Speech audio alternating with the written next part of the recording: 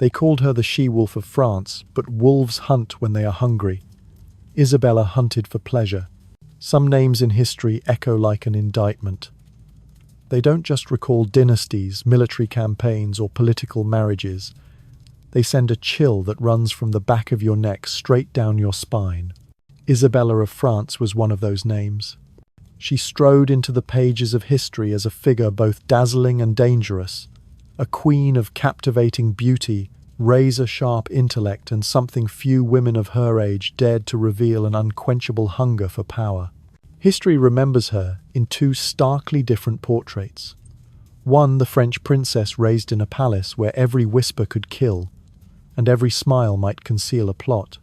The other, the Queen of England, who dared to challenge the throne itself and orchestrate the downfall of her own husband. Yet beneath all the chronicles of intrigue and warfare lies a question that refuses to let us rest. What could turn one woman into such a symbol of ruthlessness that history etched her name with venom? You won't find the answer by counting her victories or tallying her enemies. Isabella's darkness was never truly about swords or spears. It lived in the way she could make someone kneel without ever drawing a blade, in her mastery of turning affection into a weapon, and in her gift for patience, waiting until her prey had exhausted itself before striking. Imagine you're a courtier in Edward II's court. Each day you watch the Queen sit in silence at the far end of the banquet table, her eyes following every movement, every fleeting glance exchanged. You have no idea what thoughts coil behind that calm gaze, but you know one thing with absolute certainty: she never forgets. She doesn't forget an insult, she doesn't forget a betrayal, and she certainly doesn't forget a debt. A debt she will see paid, no matter the cost. This is not merely the story of a queen who betrayed her husband, nor just a textbook coup. This is about invisible power, the kind that does not spring from a throne, but from the ability to rule another person's mind. And once you understand how Isabella wielded it, you'll understand why even centuries later people still whisper about the smiling wolf. If you love tales of history, steeped in tragedy and power, make sure to subscribe so you won't miss a single journey into the past. Isabella was born in 1295, at a time when France under King Philip IV stood at the very height of its power and wealth, yet beneath that glittering surface ran veins of political poison. From the moment she first opened her eyes, her world was not filled with lullabies or the gentle peace of childhood, but with the echo of armoured boots along cold stone corridors, the murmurs of advisers in shadowed corners, and the quiet bargaining of power behind closed doors. The Capetian court was no place for innocence. Here children learned early that a smile could hide a blade, and a banquet could be the opening act of an assassination. Her father, Philip IV, known as Philip the Fair, for his tall stature and striking features, hid behind that handsome exterior a mind as cold as winter steel, a will forged in iron, and a ruthlessness honed like the edge of a sword. He was not the kind of king who displayed affection even to his children. Whatever love he had was expressed through safeguarding the throne, maintaining power, and crushing enemies without hesitation. In the Louvre palace of that age, fatherly care did not come in the form of embraces or bedtime stories, but in the hard lessons of politics. Trust no one for too long. Watch more than you speak, and when necessary, strike first before you're watching. Rival can even think of striking back. Isabella grew up in an atmosphere where betrayal was never a surprise but an expectation. Nobles who entered the palace might be allies one day only to become mortal enemies the next. Marriages were not unions of love, but moves on a vast chessboard of alliances, each princess a piece of strategic value. Very early, Isabella learned to listen not only to words but to the silences between them. A fleeting frown, averted eyes, a smile held just a fraction too long. Any of these could be the scent of an intrigue taking shape. Philip IV, though he never said it aloud, was training his daughter in his own way. The diplomatic receptions where Isabella sat beside him were not mere ceremony. They were living classrooms. From his throne, Philip watched every guest like a hawk, tracking the tiniest twitch of its prey. Seated a few steps below, Isabella copied his gaze, memorizing how a king could unnerve a man with nothing but a prolonged silence. It was there she learned that true power does not always lie in the sword, but in the ability to make others reveal their own weaknesses. Yet the court was more than a school for power, it was a theatre of human tragedy. Isabella witnessed traitors led to execution trials where verdicts had been decided before the first word was spoken. Peace treaties signed at dawn and broken before nightfall. Some princes were forced to swear loyalty at sword point. Others simply vanished after a single accusation. For a child, these might have been nightmares, but for Isabella they became survival lessons to live. You must read another's intent before they act. From an early age, she was praised for her sharp mind and graceful diplomacy. Such compliments were not mere flattery for a princess's manners. They came from her ability to surprise even the most seasoned noble with her replies. Some historians call this the cold-blooded inheritance of her father. Others see it as the instinct of a child raised among wolves. And like any creature among predators, Isabella learned not only how to defend herself, but how to disappear into the shadows and wait for the perfect moment to strike. What set Isabella apart from many noble women of her age was her refusal to see herself as just a token in the political game. Even as a young girl, she understood her value not only in beauty or royal blood, but in her capacity to influence the game itself. She saw how her father used the marriages of her sisters and other princesses to buy advantaged territory or temporary peace. She knew that one day she would be bartered in the same way. But when that day came, she would not walk meekly like a lamb to the slaughter. All these forces, the fortress-like cold of the palace, a father armoured in both heart and mind, and a court where treachery was the air one breathed, shaped the foundations of Isabella's mind. By the time she came of age, she was not merely a princess of France, but a silent observer, a patient student of power, and above all a woman who knew survival was never for the slow. Picture, if you will, a winter's evening in the palace. Icy winds creeping through stone corridors, torchlight flickering across ancient walls. A 10-year-old girl sits quietly beside her father in the audience chamber, wide-eyed watching envoys bow, exchange words, and just occasionally let slip a look they should not have shown. At that age, most children were learning letters. Isabella was already reading the unwritten language of power and betrayal. From these moments, the future she-wolf learned how to hunt not with claws, but with eyes and a mind as sharp as any blade. In 1308, Isabella was barely 13 when she left the Louvre Palace, carrying with her a burden far greater than any girl her age could imagine.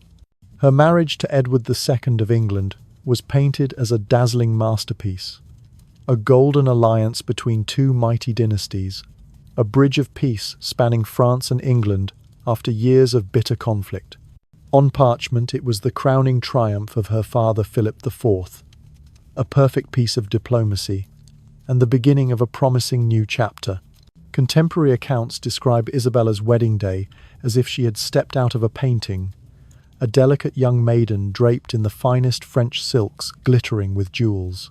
She was praised not only for her beauty, but for her deftness in conversation, able to charm even the most difficult of guests.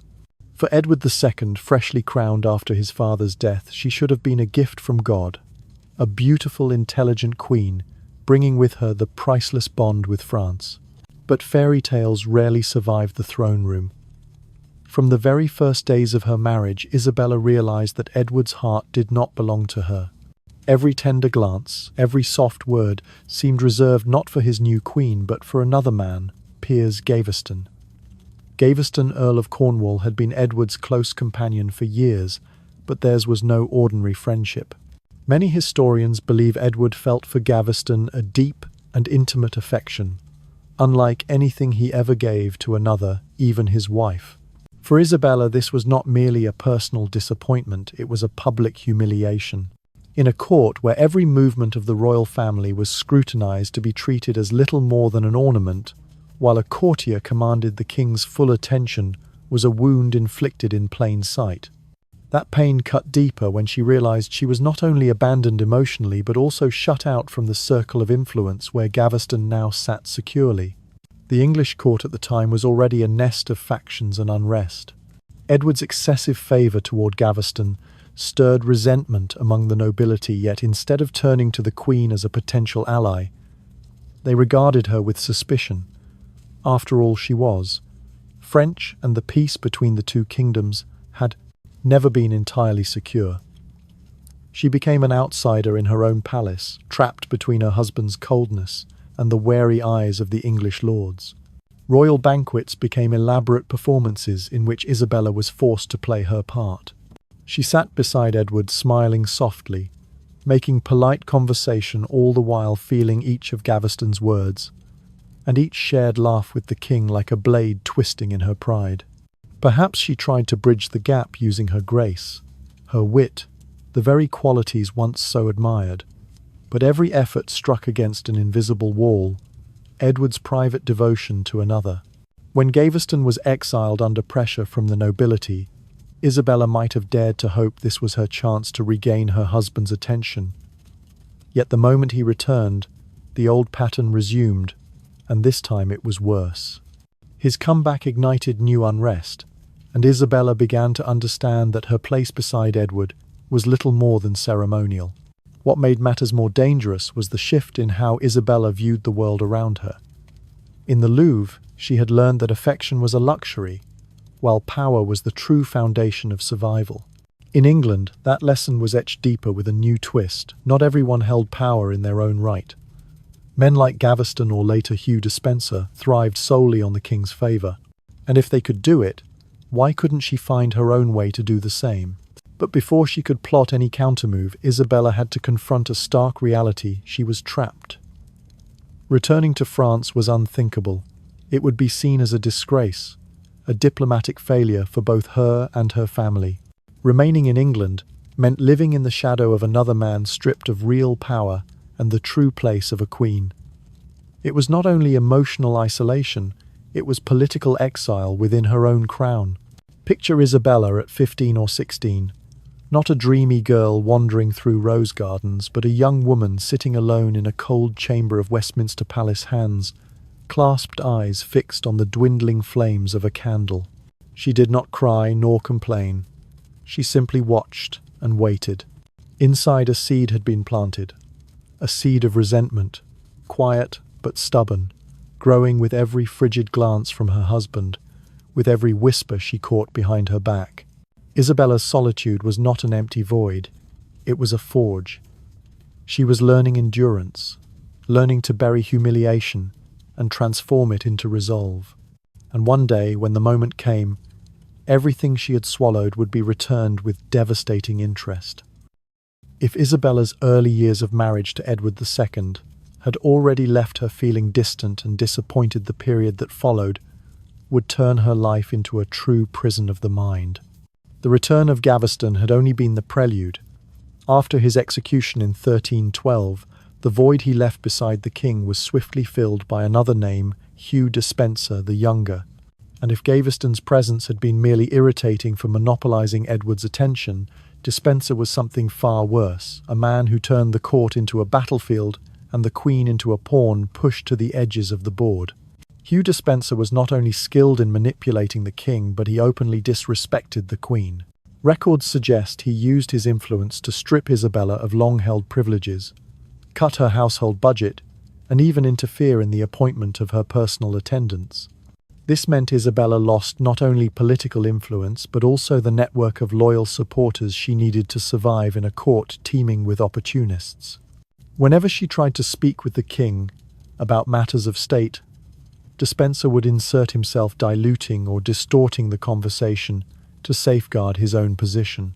The English court, under Edward and Despencer, split into two camps, a small and dwindling faction loyal to the Queen, and the far stronger faction backing Despencer, propped up by the king himself. Month by month, Isabella's side shrank, with many forced to distance themselves for self-preservation. Even nobles who had once been friendly toward her began siding with Despencer, not just for profit, but to avoid Edward's suspicion. Political isolation soon became personal isolation. Isabella was trapped in empty ceremony, forced to appear beside the king at public events, smiling when expected yet excluded from any meaningful decision-making. Even diplomatic missions, once her stage to demonstrate skill and influence, were limited or tightly controlled.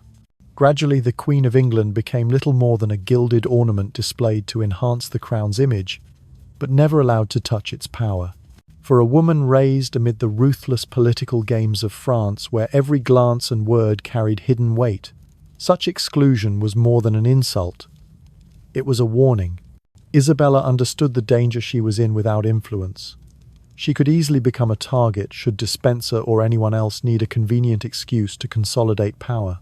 She had seen too many executions in the Louvre to know that the fall from royal favour could swiftly turn into a charge of treason, and from there, a straight path to the scaffold. In this suffocating atmosphere, the seeds of hatred took root deeper than ever. The humiliation of being dismissed, the pain of abandonment, and the gnawing fear for her safety fused into a quiet, dangerous resolve. Isabella began to observe not just her enemies, but the shifting currents within court and kingdom.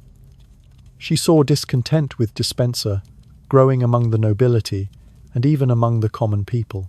His greed, coupled with Edward's inept governance, sparked rebellions across the realm. Outwardly, she kept silent, playing the role of the dutiful wife, but inwardly she was charting every crack in the fortress of her husband's and his favourite's power. Perhaps it was this very silence that shielded her from direct blows during this time. Isabella made no public challenges to Despenser, no statements against the king, and showed no open hostility. Instead, she quietly rebuilt secret connections, maintained contact with her family in France, and waited. It was a tactic she had learned from her father: when you cannot strike, hide in the shadows and let your enemy make the first mistake. Picture, if you will, a winter night in Westminster. The wind howls through the cracks in the stone walls, lamplight flickers across the cold surface. Isabella sits alone in her chamber, a wooden chessboard before her, the pieces arranged with meticulous care. Her gaze fixes on the board, but in her mind each piece is a living figure at court. Despenser, Edward, discontented lords and potential allies. She makes no move, knowing one wrong step could cost her everything. But she also knows that when the time comes, her opening move must be decisive, leaving no room for a counterattack. The solitude of these years did not break her, it hardened her. She was no longer the young girl from Paris, bright-eyed with hopes of a happy marriage. She had become a woman who could master her emotions, endure in silence, and above all understand that revenge only holds value when executed at the perfect moment.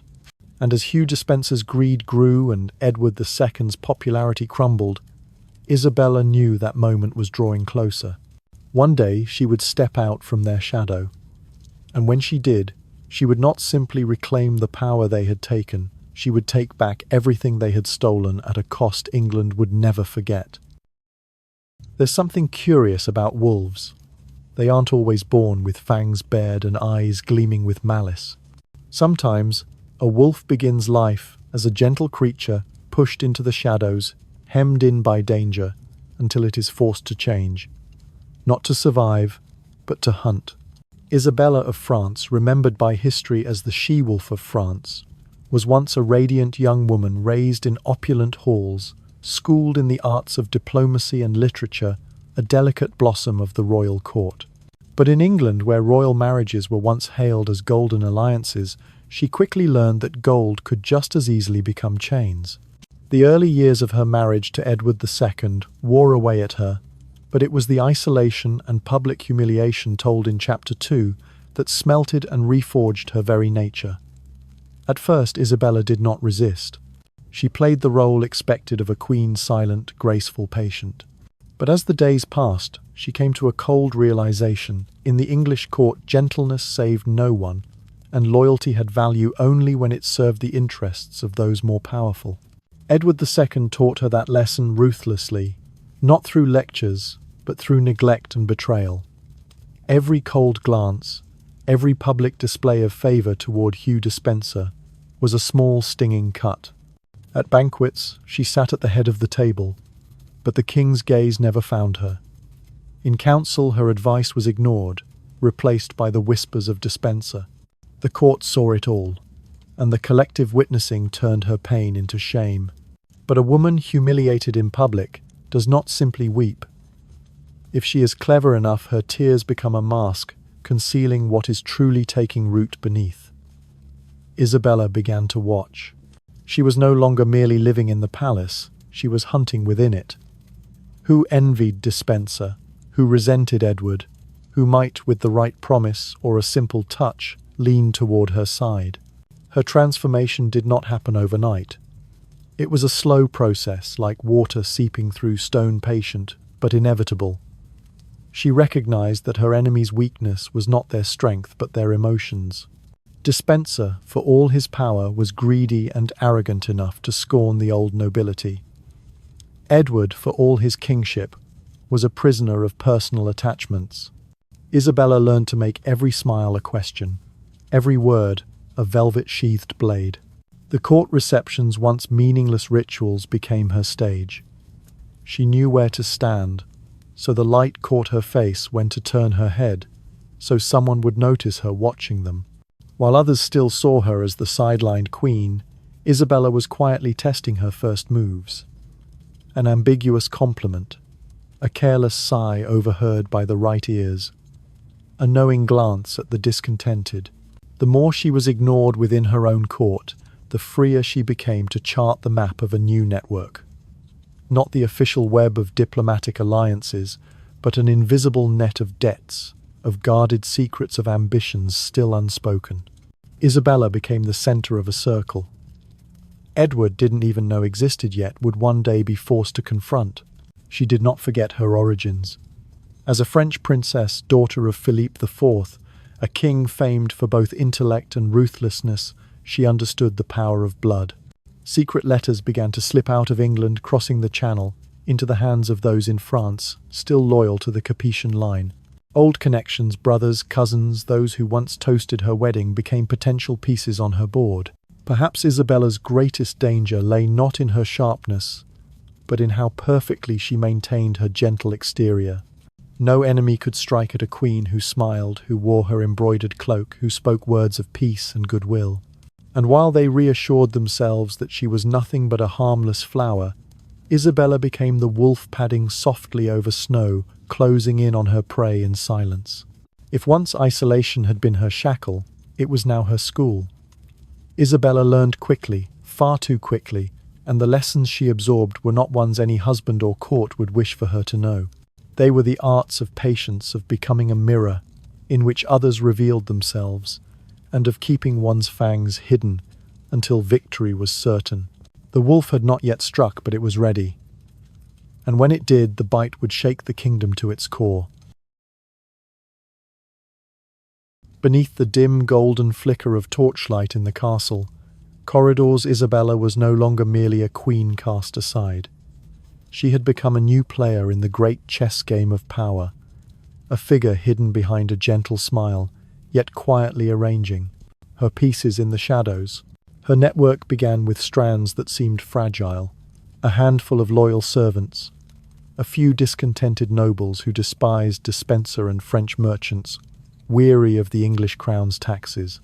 But Isabella knew that in politics no strand is too small. Every connection, every whisper, every gift, delivered at just the right moment, could become a crucial link. She never rushed, never allowed herself to seem hungry for power. Instead, she played the role of a wounded woman, seeking comfort from those who would listen and lend a helping hand. It was a role she played so convincingly that many forgot the sharp mind calculating each step beneath that delicate facade. In France, Isabella's relatives, especially her brother, King Charles IV, became both her source of information and her political springboard. She wrote letters wrapped in gentle concern, the voice of a younger sister worried for the fate of the realm. Yet within every line was a subtle pull guiding the reader to believe that Edward II was not merely a weak ruler, but a danger to the Anglo-French alliance. Meanwhile in England, She patiently chose her allies earls dispossessed by Despencer knights, who had once sworn loyalty to Gaveston, and now felt betrayed, even former enemies, who now needed a new banner to rally beneath. What bound this web together was not only shared interest, but the way Isabella made each person feel singularly important. She remembered the names of their children, sent small tokens from France, a rare wine, a fine piece of cloth, and never forgot the personal details they had once let slip. Her charm was not the painted grace displayed at banquets. It was the quiet magnetism that made people forget they were being drawn into the spiral of a plot. Her mask was most effective during ceremonies and feasts, where her gaze seemed to drift aimlessly, yet was in truth quietly noting who shook hands with whom, who left the table in anger, and who looked at Despencer with suspicion. Every raised brow, every half-smile, every harmless compliment was positioned like a domino, needing only the right touch for the entire line to fall. Slowly, Isabella ceased to be the forgotten queen mentioned only in idle court gossip. She became the silent center of private conversations, the figure the discontented sought out to confide in, unaware they were placing information directly into her hands. While Edward II remained lost in his small world with Despencer, a world built on illusions of loyalty and absolute power beneath his feet, a spider's web had been spun waiting for the moment to quiver. Isabella had turned grace into a weapon, loneliness into camouflage, and polite smiles into blades hidden up her sleeve. She did not need to draw a sword, not yet. But when the moment came, every strand she had tied would tighten all at once. And then it would no longer be the game of a gentle queen, but the strike of a wolf in sheep's clothing. They called her the she-wolf of France, and a wolf, when cornered, never misses the chance to bite back. In 1325, Isabella left England under the polite guise of diplomacy to negotiate peace with her younger brother, King Charles IV of France, and end the dispute over Gascony. But for her, this journey was far more than a political errand. It was an escape, a small crack in the prison wall built from her husband Edward II's contempt. Setting foot on French soil, Isabella wasn't just returning to her childhood home, she was stepping onto a stage where she could reinvent herself. In Paris, the humiliated, isolated queen was nowhere to be seen. Isabella now wore silks and jewels worthy of a Capetian princess, radiating authority and confidence. Yet behind the glitter of banquets and formal receptions, she quietly searched for allies. The real issue wasn't merely peace between two kingdoms, it was the future of her own life and that of her son, Prince Edward. That was when Roger Mortimer entered the scene. Once a powerful lord of the Welsh Marches, Mortimer had rebelled against Edward II and ended up in the Tower of London. Years earlier, he had staged a daring escape to France, becoming an exile, admired by some and feared by others. In Paris, he was a wild card, dangerous, ambitious, loyal to no one but himself. History often paints their connection as a romance, but that's a simplification, almost a fairy tale. In truth, it was an alliance between two hunted creatures. Isabella saw in Mortimer not only a striking man, but a fighter who had challenged the throne and lived to tell the tale. Mortimer in turn recognized in Isabella a gateway to power and a shield against the king's vengeance. Together, they generated a dangerous kind of energy. In France, they began weaving a plan not simply to oppose Edward II, but to strip him of power entirely. Isabella knew that her title as queen consort wasn't enough. She needed soldiers, a political network, and above all, a legitimate cause to act. She found it in her son.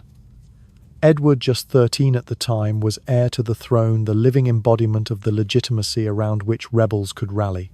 In discreet meetings, Isabella worked to secure the loyalty of French nobles and English exiles alike, making sure everyone understood she was not just a disgruntled wife, she was the mother of the next king. Mortimer became the sword, Isabella the shield. He set about recruiting mercenaries, gathering intelligence from other exiles, and striking deals with merchants willing to bankroll the campaign in exchange for privileges after Edward II's downfall. Isabella, with her diplomacy and grace, handled the rest, easing the suspicions of the French court. persuading her brother that supporting her was not merely helping a sister in distress, but safeguarding France's own interests against England's chows. During those years in exile, the image of the gentle, passive queen vanished completely. She was no longer a lamb led to sacrifice. She learned to speak just enough to plant doubt without revealing her whole design, to turn charm into a weapon, to make her enemies believe they were in control, when in truth they were dancing to her tune. Yet behind all the laughter and candlelight of courtly halls, Isabella's bond with Mortimer tightened. It was both a source of strength and a point of vulnerability. They understood that if one of them fell, the other would be unlikely to survive. This shared dependence made them bolder, more reckless, ready to wager everything on a single throw of the dice to return to England, not as supplicants begging for mercy, but as conquerors. They say an exile has only two choices: to wither away in silence, or to sharpen themselves into a blade patiently honed day after day, waiting for that one moment to strike at the enemy's heart. Isabella was never the sort to choose the first. As the waves of the English Channel rolled steadily against the shores of Normandy, the wind carried not only the scent of salt, but whispers of a day she would return, not as the humiliated queen she had been, but as the woman who would decide the fate of the entire Plantagenet dynasty. But a return could not be made with a single ship and a few hundred mercenaries. That would be suicide. To come back, Isabella needed an intricate network, a chessboard where each piece had to be placed perfectly months, even years before the game began. Mortimer, with the daring of a man who had once escaped the Tower of London, became her right hand in the shadows. Isabella, with a smile that could disarm even the most guarded opponent, worked in the light. They began with the English exiles in France, knights, once loyal to Edward II, driven from their homeland for crossing the Despencer faction. These men carried personal grievances, and Isabella knew how to turn humiliation into fuel. She did not promise them glory. She promised revenge, something a knight's pride craved more desperately than gold.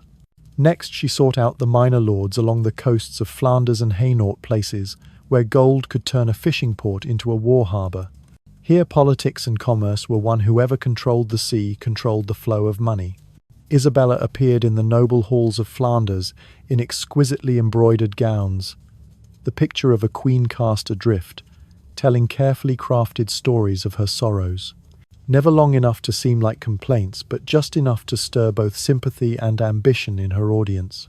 Yet the true keystone of her plan lay not in public meetings, but in the secret messages she sent back to England. Isabella knew that to topple Edward she would have to fracture the support he held at home. Her letters never openly called for rebellion. Instead, they carried polite inquiries, small tidings of the danger of the realm falling into the hands of a tyrant everyone knew to be Hugh Despencer. And when such letters reached the right people, discontented earls, bishops who felt abandoned, they became powder awaiting a spark. Mortimer handled the recruitment of mercenaries. He avoided large, conspicuous armies, instead choosing small, battle-hardened units adept at swift and decisive fighting: Welsh soldiers, Gascon fighters, and wandering swordsmen who lived by blood and coin. These men did not care for the cause of war, only for their share when victory came. To fund all this, Isabella did not hesitate to pawn her remaining jewels, even those gifted to her on her wedding day to Edward. This loss to her was no sentimental sacrifice, but an investment in the day of reckoning.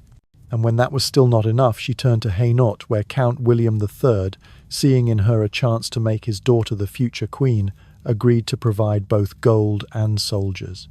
It was a risky move, for it meant wagering part of her son's future, Prince Edward, on this alliance. None of these steps unfolded with fanfare. To the outside world, Isabella was still merely an exiled woman, attending banquets, joining hunts, and taking her place in church ceremonies. But beneath the surface, every feast was a covert council, every congratulatory toast. A promise sealed every exchanged glance, a fragment of conspiracy.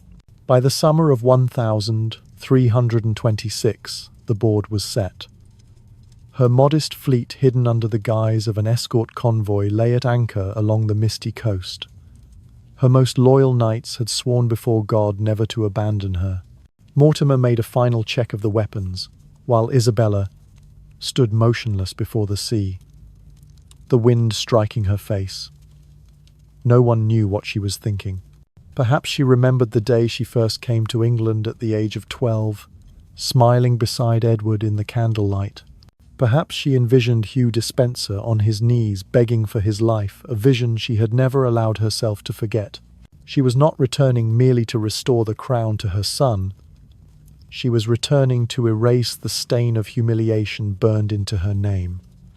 And if that required blood, then blood would flow. They say history rarely shifts in a matter of days. But Isabella proved that sometimes an entire kingdom can collapse in the heartbeat of a wolf. In September 1326, England seemed at peace under the rule of Edward II and his notorious favourite Hugh Despenser. But on the eastern coast, small ships began slicing through the waves, carrying a woman the court had branded a traitor. Yet the people whispered her other name, the she-wolf of France. She did not bring a vast army, nor fleets of steel-clad warships, like in grand crusades. Isabella had only a few hundred men, but she carried what Edward II no longer possessed: the will of the people, years of pent-up fury, and a goal as sharp as a blade bringing down her own husband. From the moment her first wagons rolled onto English soil, her campaign was almost a foregone conclusion. Ironically, it was because she did not face a united realm, but a kingdom rotting from within. Many nobles once loyal to the king had grown weary of Despenser's greed and cruelty. Common folk lived in crushing poverty, while the royal court squandered fortunes on feasts and failed wars. As Isabella entered coastal towns, instead of resistance, gates swung open in welcome. In castles, banners that once flew for Edward were lowered, replaced with the emblems of Isabella and her ally Roger Mortimer. No one wanted to die for a king who had abandoned them in favour of a single corrupt favourite. When word reached Edward II that his rebellious wife had landed, he panicked. Abandoning London with Despenser and a small guard, he fled west, seeking refuge in Wales. A land of rugged mountains he believed would shield him from any invader. What he had not counted on was speed. Isabella and Mortimer moved as if each passing day was another wound to their honour. Her army barely fought any pitched battles. Garrisons surrendered without a fight, Edward's men deserted in droves, and even some of Despenser's former allies scrambled to earn Isabella's favour. The further she advanced, the more her campaign resembled a coronation procession rather than a war. And most striking of all, almost no blood was spilled. Not because Isabella was merciful, but because her enemies had already been devoured by the land they once ruled. When she reached Bristol, where Edward's mother was staying, the city surrendered. The Queen Mother, who had once tried to reconcile Isabella and her son, now stood powerless, watching as the king was abandoned in the very country he claimed to rule. At last, in the biting November rain, Edward II was captured at Caerphilly Castle alongside Hugh Despenser. It was nothing like the triumphant scenes painted in chronicles, no roaring crowds, no parading of prisoners. Instead, it was a cold, heavy moment, as if the whole nation held its breath, waiting to see what the wolf would do once her teeth closed around the prey's throat. Isabella did not rush the execution.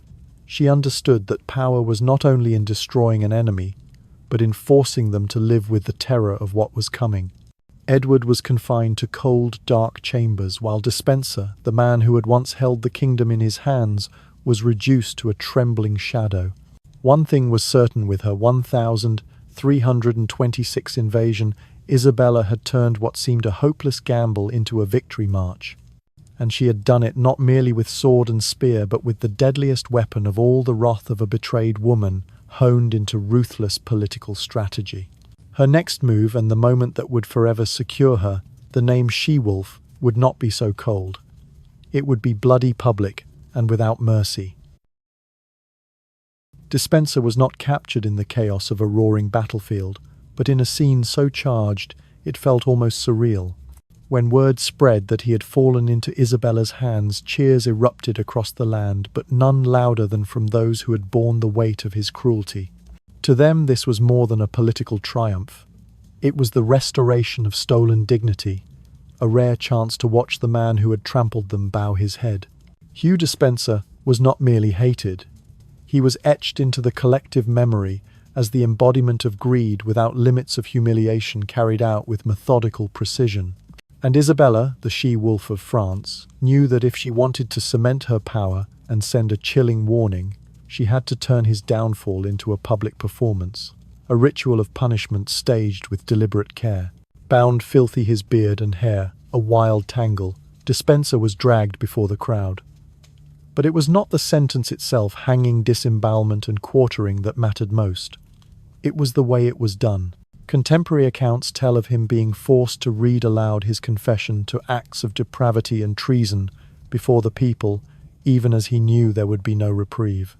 The humiliation began with his own voice, then rippled outward in the stares and jeers of the crowd, people hungry to see the king's once mighty right hand brought to his knees. For Isabella, this was not just an execution. It was theatre where the fury of the people and her own authority merged into one. The climax came when Despenser was hoisted into the air, but left to dangle just short of death, his face contorting in agony, before being lowered to feel the blade open his belly. The air grew thick with the smell of blood, the sound of screams, and the glint of satisfaction in the eyes of the onlookers. Later historians would call it barbaric, but in the political climate of 1326, it was psychological warfare, ensuring that anyone tempted to defy the new order could vividly picture their own end. And in all of it, one detail stands out: Isabella's gaze. No record says she smiled, but many claim she stood there watching in silence, never looking away. That silence weighed heavier than any curse, for it was not merely the satisfaction of vengeance. It was the cold calculation of a ruler who knew this spectacle would burn itself into the collective memory as the seal of her power. Some feminist historians have even seen in this moment the subversion of the passive queen archetype of medieval imagination. Isabella did not simply sit on a throne issuing commands. She stood among her people, turning the humiliation of her enemy into a public rite. The pleasure here was not the crude thrill of private revenge. It was a ritual of authority in which retribution was elevated into an art of rule. As Despenser was dragged toward death, no trace remained of the powerful courtier, only a frail body moved like a puppet by the will of the crowd. To the people it was the reversal of the natural order. The man who had once commanded them now danced on the strings of justice. To Isabella, it was the moment she stamped her claim to the throne, not with a crown but with fear. And when the last fragment of Hugh Despenser's body was hoisted high as a warning, she had achieved more than mere punishment.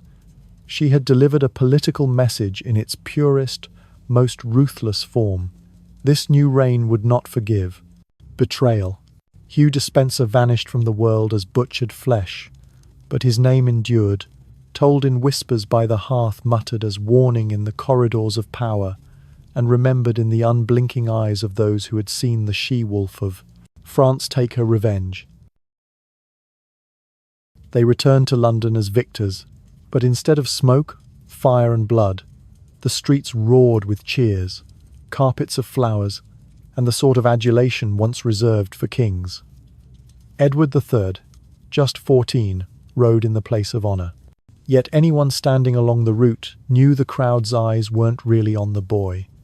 They were fixed on the woman in a deep blue cloak, her face radiant, but her eyes cold as ice. Isabella of France, the she-wolf of England. Beside her walked a man without a crown, but with the self-assured stride of one who owned the throne, Roger Mortimer. Outwardly, it was a legitimate court. A young king crowned his mother, serving as regent, a trusted nobleman at her side. But this was only a thin coat of paint over the freshly built wall of power. In truth, authority lay in the hands of just two people, and no decision, least of all the king's, could be made without their nod. The throne still stood, but it had become a stage, and someone else now played the lead role. From the very start, Isabella and Mortimer wove a tight web of control. Dukes and earls once loyal to Edward II were swiftly removed or switched allegiance.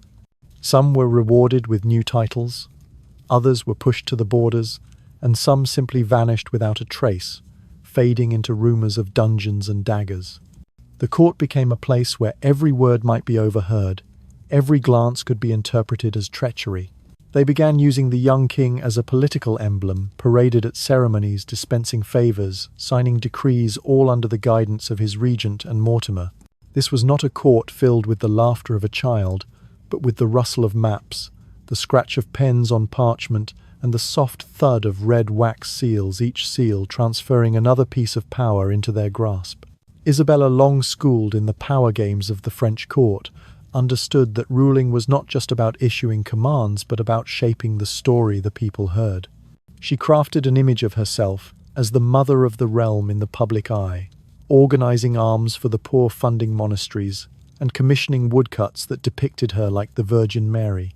Mortimer, in contrast, embraced the role of the iron hand behind the throne, offering no softness, no explanations, acting only when necessary. But in those first months, the seeds of suspicion and greed began to sprout. Isabella and Mortimer didn't just govern, they savoured power. At first, it was the satisfaction of knowing their enemies were defeated, that nothing could be decided without passing through them. But soon that satisfaction became an addiction, a thirst that each small victory only made more consuming. Power for them ceased to be a means to protect the throne or preserve order. It became an end in itself. When Mortimer ordered the punishment of a lord simply for opposing a new tax scheme, it was no longer political maneuvering, it was the assertion of personal dominance. When Isabella interfered in the marriages of great families, it wasn't only to strengthen alliances, it was to remind everyone that their future lay in her hands. And as with every court built on intrigue, cracks began to show from within. Some nobles who had once backed them now found themselves sidelined. Others whispered that the young king would sooner or later take real control, but such murmurs were strangled before they could gain voice. Those suspected were summoned to court and never saw the sunlight again. London began to realise that if Edward II had been despised for relying on a single favourite like Despenser, then Edward III was now the shadow of an even more formidable duo. The only difference this time, the woman at the heart of the game was clever enough to keep her claws hidden beneath a velvet glove. But absolute power always carries its own darkness. Isabella and Mortimer might hold every political string, but they could not control the flow of time, and with each passing day, time was carrying the young king ever closer to manhood. Under the rule of Isabella and Mortimer, power was no longer just a tool for governing a kingdom. It became an intoxicant that seeped into their veins, altering the way they thought, acted, and treated those around them. At first, Isabella may have truly believed that the power in her hands existed to right the wrongs of Edward II, to restore stability to a kingdom drained by civil war and corruption. But as the days passed, with her seated upon the throne, or more accurately pulling the strings from behind it, she began to taste a peculiar, nameless pleasure. It wasn't only the comfort of knowing no one could overthrow her. It was the heady thrill of realizing that a single nod or the faintest tightening of her brow could decide the fate of an entire family. Mortimer was no different. Once merely a moderately influential noble, he had become in practice the most powerful man in England. Each council meeting, each royal decree, was another jolt of exhilaration that emboldened him further.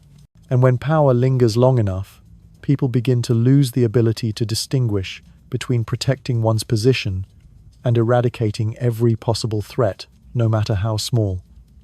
Mortimer grew hypersensitive, then paranoid. A rumour whispered in the hall, a half-veiled comment from a political rival, even an uncomfortably long glance across a banquet table, any of these could be enough for him to see treason taking root. That paranoia soon seeped into Isabella herself. In the early months after seizing control, she still carried the poise and gentleness she was known for. But like a painting slowly overtaken by shadow, the light within her began to fade. She scrutinized every figure at court, more closely trusted her old allies less, and often gave orders meant to crush the threat before it hatches. Quiet purges followed those who had once sided with Edward II, or even those who were simply not sufficiently devoted to Mortimer were pushed out of court, stripped of office, or vanished without a trace. What stood out was that these decisions weren't purely political calculations. Deep down, it seemed Isabella and Mortimer had begun to relish the act of removing their enemies. Each time an opponent fell, the court stirred with whispers and fear, and that fear became an invisible cloak draped over their authority. When power itself becomes the end goal, it no longer bends to moral codes or reasonable limits. It only demands to be fed and expanded no matter the cost. But this addiction carried a fatal flaw.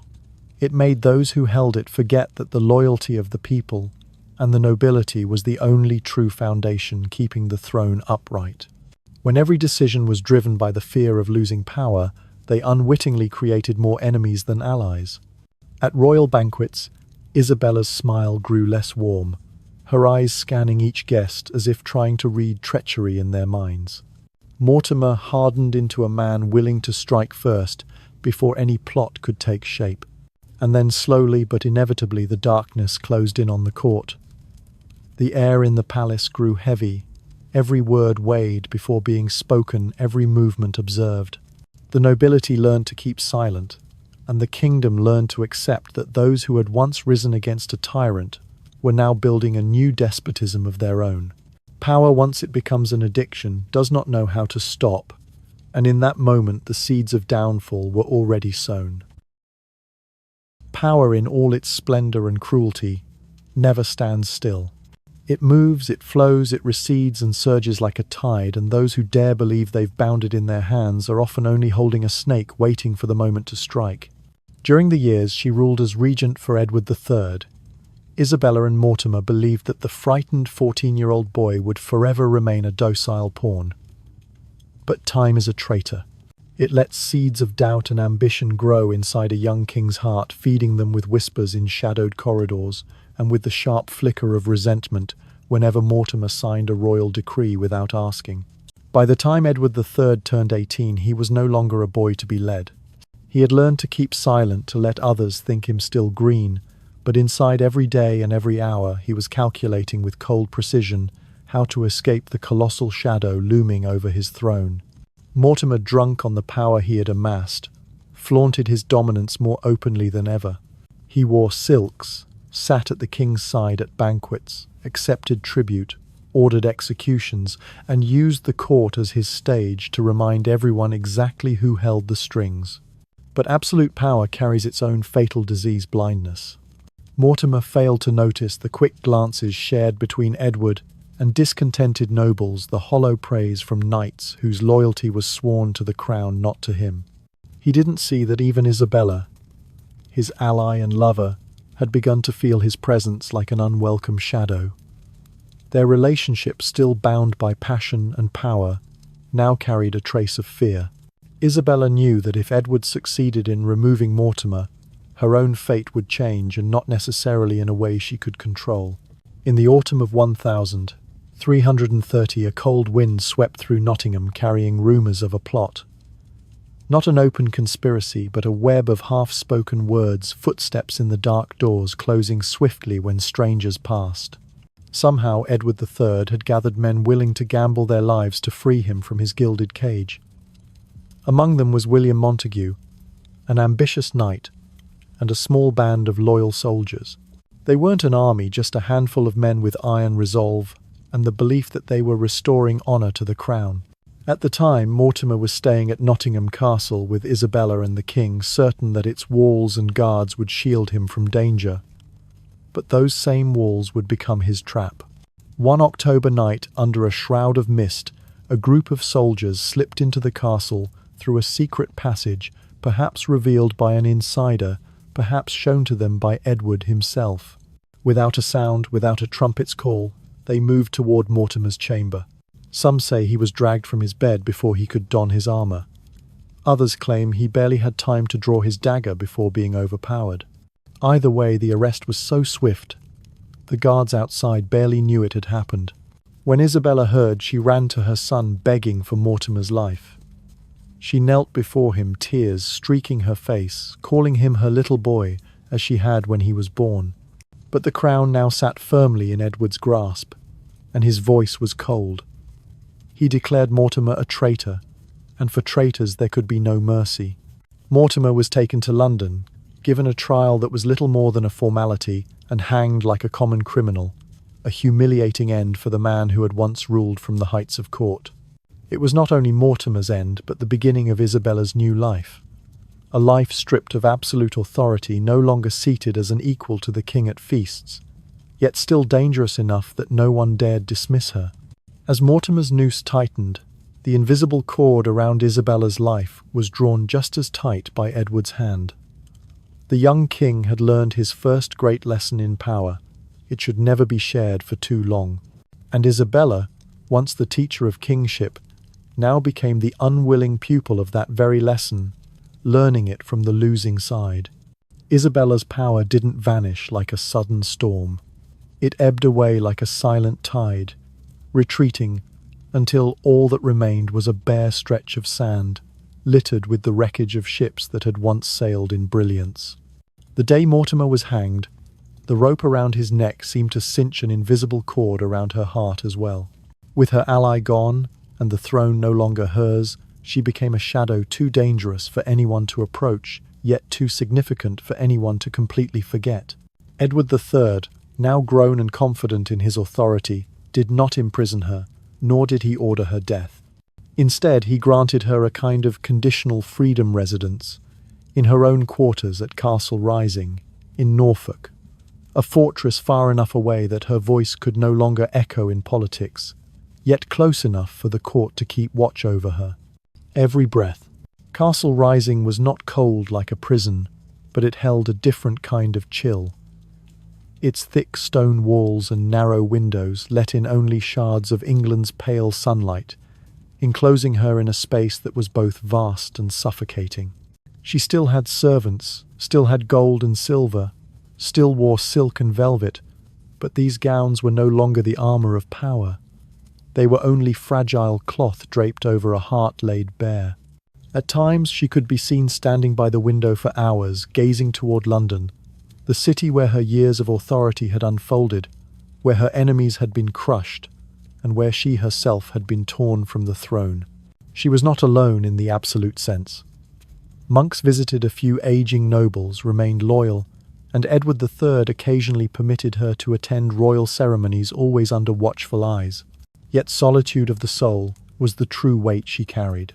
On long nights in the castle, when the Norfolk sea winds hissed through the cracks in the walls, she dreamed of Mortimer, not the ruthless, ambitious Mortimer, but the one who whispered plans in her ear, whose hand rested lightly on hers, whose Washenbing eyes brimmed with the conviction that together they could rule the world. Then the dream would shatter, and Mortimer would vanish, leaving only the creak of a rope tightening and the empty stone seat where he once sat. There were whispers of Isabella's pilgrimages, of her visiting monasteries, praying devoutly, seeking God's forgiveness. But there were darker rumors too, that she kept a small dagger under her pillow, not to defend herself from intruders, but to protect her secrets from ever being forced out. No one could say for sure, yet everyone knew one thing: Isabella, even stripped of her crown, remained the most dangerous woman in England. In her later years her health weakened, but her mind stayed razor sharp. Records note that she kept abreast of politics and received news from France, the homeland she had never truly left behind in her heart. From time to time she sent letters to Edward III, not scolding or accusatory, but offering advice subtle and shrewd, as if she were still the hidden tutor behind her son's throne. But Edward had learned her most important lesson: never let anyone else rule in your place. When Isabella died in 1358, she was buried at Greyfriars Monastery in London, in a funeral both solemn and cautious. In her coffin lay a cloak, embroidered with the royal arms of both England and France, a symbol of the two dynasties that had run through her blood. Some said it was her final message. She had never belonged to just one crown. She belonged to power itself in whatever form it took. Yet death could not erase the central question of Isabella's life. Was she a victim of circumstance or the architect of disaster? A mother defending her son's throne, or a wife who betrayed her husband for a lover dragging a kingdom into chaos? The truth perhaps lies somewhere in the grey shadows of history, where light and darkness mingle, just like the eyes of the she-wolf Isabella, one soft, the other sharp as a blade.